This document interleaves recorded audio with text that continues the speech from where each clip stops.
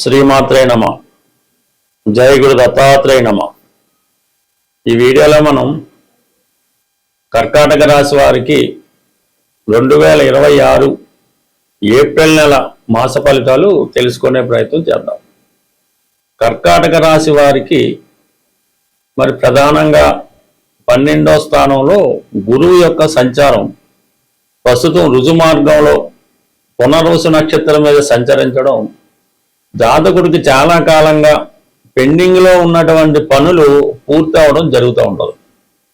అందులో ప్రధానంగా దూర ప్రాంతంలో ఉన్నటువంటి పుణ్యక్షేత్రం దర్శిద్దామని మీ ఆలోచన, లేదంటే విదేశ ప్రయత్నాలు, విదేశంలో ఉన్నటువంటి మీ సంతానాన్ని కలుసుకోవడం కానీ, లేదంటే మీరు మీ దగ్గరికి మీ సంతానం పిల్లలు రావడం కానీ జరిగే అవకాశం ఒకటి ఉంటుంది. అలాగే దీర్ఘకాలికంగా వేధిస్తున్నటువంటి రుణం నుంచి విముక్తి అవుతారు.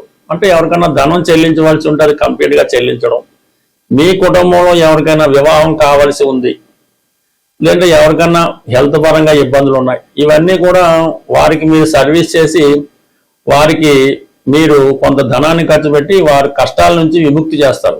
ఈ విధంగా గత జన్మ రుణాన్ని తీర్చుకునే విధంగా గురువు సహకరించడం జరుగుతూ ఉంటుంది. అంటే ప్రధానంగా ఇప్పుడు ఎవరైతే వివాహం జరిగి ఒక 4-5 సంవత్సరాలు అయినా కూడా సంతానం కలగడం లేదో అటువంటి వారు ఈ సమయంలో సంతానం కొరకు దైవ మొక్కులు ఏమైనా ఉంటే తీర్చుకొని, లేదంటే మీ ఇష్టదైవాన్ని మొక్కుకుంటే ఈ సమయంలో మీకు సంతానం కలగడం కానీ, ప్రెగ్నెన్సీ రావడం కానీ, కన్సీవ్ అవ్వడం కానీ జరిగే అవకాశం ఉంది. అంటే గురువు ఎప్పుడూ కూడా ఏదన్నా ఒక దైవ బలం, అంటే మనం ఒక దైవాన్ని ప్రార్థించినప్పుడు, పరిహారం చేసినప్పుడు ఆ దైవం యొక్క అనుగ్రహం గురుగ్రహం ద్వారా మనం పొందడం జరుగుతూ ఉంటుంది.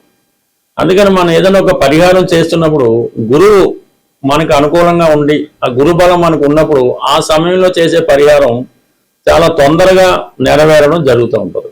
మరి ఆ కారణం వల్ల మీరు ఈ సమయంలో సంతానం కొరకు చేసే ప్రయత్నాలు ఫలిస్తాయి. ఎందుకంటే సంతానం కావాలంటే ఇంచుమించు ఒక 10 నెలలు, సంవత్సరం ప్రాసెస్. ఇప్పుడు ఈ గురువు 12వ స్థానంలో, జూన్ నుంచి రాశిలో, నవంబర్ నుంచి కుటుంబ స్థానంలో, ఇవన్నీ కూడా మీకు ప్రెగ్నెన్సీ సంతానం చెప్తుంది. కాబట్టి సిన్సియర్గా సంతానం కొరకు ప్రయత్నం చేస్తున్న వారికి ఇది ఒక అద్భుత అవకాశం. అలాగే చదువు మధ్యలో అయిపోయింది, మళ్ళీ కంటిన్యూ చేయాలనుకున్న వాళ్ళు ఈ సమయంలో మీ విద్యని సంపూర్ణంగా కంప్లీట్ చేయొచ్చు. ఇంకొక డబుల్ డిగ్రీ కోసం కూడా ప్రయత్నం చేయొచ్చు. ఇది గురువు యొక్క అనుగ్రహం రావడం జరిగింది. ఇక మనకి 10వ స్థానంలో శుక్రగ్రహ సంచారం. ఇది చాలా వరకు ఏంటంటే శుక్రుడు చతుర్థ లాభాధిపతిగా 10వ స్థానంలో ఉంటూ చతుర్థాన్ని వీక్షించడం వల్ల చతుర్థ భావ ఫలితాలు, ఏదైనా వాహన యోగం కానీ, గృహం మారాలని మీ ఆలోచన నెరవేరుతుంది. సొంత గృహం కోసం చేసే ప్రయత్నాలు చాలా వరకు నడుస్తాయి. అంటే సొంత గృహం కోసం చేసే ప్రయత్నాలు నెరవేరడం అంటే దానికి ఆర్థిక పరంగా మీకు సహకారం లభిస్తుంది. అది వ్యక్తిగతంగా రుణ రూపంలో అవచ్చు, మీ భార్య రూపంలో అవచ్చు, లేదంటే మీ భార్య తరపు బంధువుల ద్వారా ఆ సహకారం మీకు లభించే అవకాశం ఉంది. ఇంచుమించుగా మీకు ఈ ఏప్రిల్ నెల 19వ తారీఖు తర్వాత శుక్రుడు స్వక్షేత్రం అయినటువంటి 11వ స్థానం వృషభంలోకి రావడంతో ఆ సమయంలో మీరు స్థిరాస్తి లాభం పొందే అవకాశం ఉంది, వాహన లాభం పొందే అవకాశం ఉంది, ఆత్మీయుల్ని కలుసుకుంటారు, ఒక కొత్త స్త్రీ పరిచయం అవడం వల్ల వారి సహకారం పెరుగుతూ ఉంటుంది. మొత్తం మీద స్థిరాస్తి కొనుక్కునే మీ ప్రయత్నాలు ఈ ఏప్రిల్ 20 తర్వాత అనుకూలిస్తాయి. దానికి కావాల్సిన ధనం కూడా లభించడం జరుగుతుంది. కాబట్టి కంపల్సరీ ప్రయత్నం చేయండి, ఫలితం మాత్రం ఖచ్చితంగా పొందుతారు. అలాగే రవిగ్రహం ప్రస్తుతం 9వ స్థానంలో సంచరించు ఈ నెల 14వ తారీఖు తర్వాత 10వ స్థానంలో సంచరించడం జరుగుతుంది. అంటే రవి 10వ స్థానంలో దిగ్బలుడై ఉచ్చులో ఉండడం వల్ల ఇది ప్రభుత్వ అధికారులకి హోదా పెరుగుతుంది, ప్రమోషన్ లాంటిది లభిస్తూ ఉంటుంది, కొత్త ఉద్యోగ ప్రయత్నాలు లభిస్తాయి.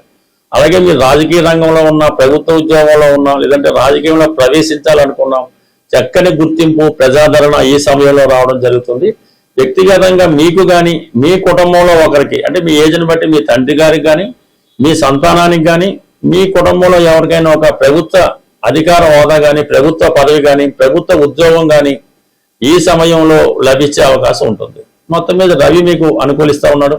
మరి కుజుడు ఇంచుమించుగా 9వ స్థాన సంచారం ఈ నెలంతా మే 10వ తారీఖు వరకు 9వ స్థాన సంచారం జరుగుతూ ఉంటుంది. పంచమ దశమాధిపతిగా కుజుడు భాగ్యస్థాన సంచారం వల్ల పిల్లల యొక్క అభివృద్ధి విషయంలో ఒక శుభవార్త వింటారు.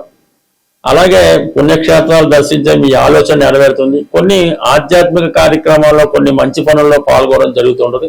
ఉద్యోగరీత్యా ఏదన్నా వేరే ప్రాంతంలో కొన్నాళ్ళు విధి నిర్వహణ చేయడం కానీ, ఉద్యోగరీత్యా వేరే ప్రాంతానికి కొన్ని రోజులు వెళ్ళడం కానీ జరిగే అవకాశం ఉంది. బట్ ఏదైనా కర్కాటక రాశి వారికి మిగతా గ్రహాల అనుకూలత ఉన్న అష్టమ స్థానంలో రాహు వల్ల కొన్ని అవమానాలు ఇబ్బందులు తప్పకపోవచ్చు. అందువల్ల మీకు సంబంధం లేని విషయాల్లో, మనకి అక్కర్లేని విషయాల్లో కళ చేసుకోకుండా మీ పనులు మీరు మాత్రమే చేసుకుంటే మాత్రం 100% మీకు ఎటువంటి ఇబ్బందులు కానీ, అప్రతిష్ట కానీ, నష్టం కానీ జరిగే అవకాశం ఉంది.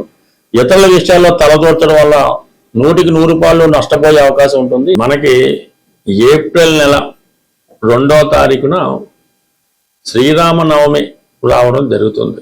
ప్రధానంగా ఎవరికైతే వివాహం ఆలస్యం అవుతుందో, అలాగే వివాహ సంబంధాలు వచ్చి మిస్ అవ్వడం, ఈ విధంగా వివాహం కొరకు అబ్బాయిలైనా అమ్మాయిలైనా వివాహం కొరకు ఎదురు చూస్తున్న వారికి ఈ శ్రీరామ నవమి చాలా ఇంపార్టెంట్తో కూడుకున్నది.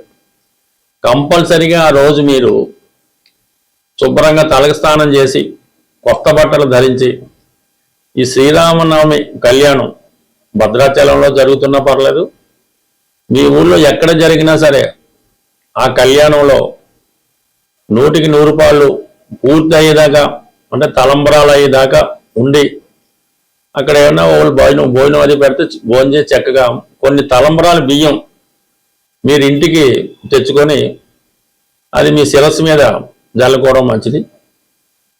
వీలున్నవారు భద్రాచలంలో కూడా మనకి ఈ తలంబరాల బియ్యం ఇవ్వడం జరుగుతుంటుంది. అది ఎవరన్నా తేగలిగితే, అది పెద్దవాళ్ళు ఎవరైనా మీ పిల్లలకి వివాహం జరగవలసి ఉంటే వాళ్ళకి ఆశీర్వదిస్తూ ఆ తలంబరాల బియ్యం వాళ్ళ తల మీద పెట్టడం వల్ల 100% వివాహం అన్నది నిశ్చయం అవడం జరుగుతుంటుంది. కాబట్టి వీలున్న వాళ్ళు ఈ శ్రీరామనవమి వేడుకల్లో పాల్గొనడం, ఇంకా ఓపిక ఉన్న వాళ్ళు తల్లిదండ్రులు కూడా పిల్లలకి వివాహం జరగడం లేదు అనుకున్న వాళ్ళు ఒకసారి శ్రీరామనవమి పీటల మీద కూర్చొని ఆ రాముల వారి కళ్యాణం మీ చేతుల మీదుగా జరిపించడం వల్ల తొందరలోనే మీరు మరొక వివాహం మీ పిల్లవాడికి అమ్మాయికో చేసే భాగ్యం అన్నది ఆ భగవంతుడు మీకు కల్పించే అవకాశం ఉన్నది. తప్పకుండా ఈ పరిహారాన్ని, అంటే పరిహారం అనగానే ఇది ఒక కర్తవ్యం, ఈ కర్తవ్యంగా చేయడం వల్ల ప్రధానంగా మీ ఇంట్లో తొందరలోనే శుభకార్యం జరుగుతూ ఉంటుంది.